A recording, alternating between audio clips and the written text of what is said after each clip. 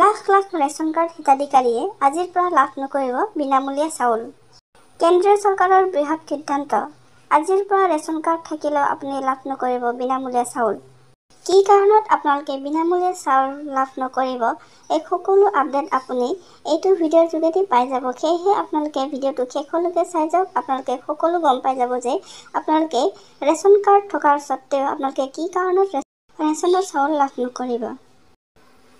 Ration কাৰ্ডৰ update দিয়াৰ আগতে আপোনালোক সকলোকে এটা সৰু ৰিকুৱেষ্ট, আপোনালোকে যদি মোৰ চেনেলত প্ৰথমবাৰ আছে চেনেলটো ছাবস্ক্ৰাইব কৰি কাষত থকা বেল আইকনটো বজাই লওক এনেধৰণৰ নতুন নতুন আপডেটবোৰ পাই থাকিবৰ বাবে।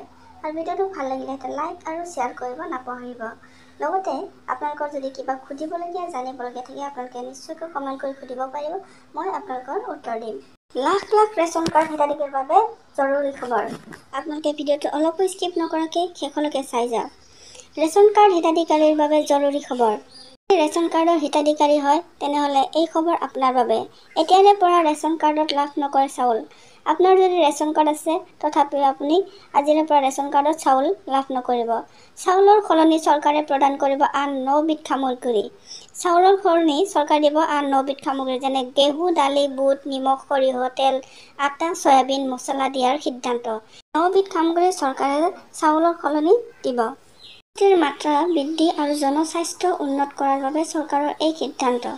কেন্দ্ৰীয় চৰকাৰে গ্ৰহণ কৰিছে এই সিদ্ধান্ত। চৰকাৰে ৰেচন কাৰ্ড হিতাধিকাৰীক লৈ ডাঙৰ সিদ্ধান্ত গ্ৰহণ কৰিছে। 90 কোটি লোকে ইতিমধ্যে ৰেচন কাৰ্ডৰ সুবিধা লাভ কৰি আছে। কেন্দ্ৰীয় চৰকাৰে ইতিমধ্যে এই ঘোষণা কৰিছে যে আপোনালোকে আজিৰে পৰা ৰেচনত লাভ কৰা চাউলৰ সলনি আপোনালোকে এই 9 বিধ সামগ্ৰী আপোনালোকে লাভ কৰিব।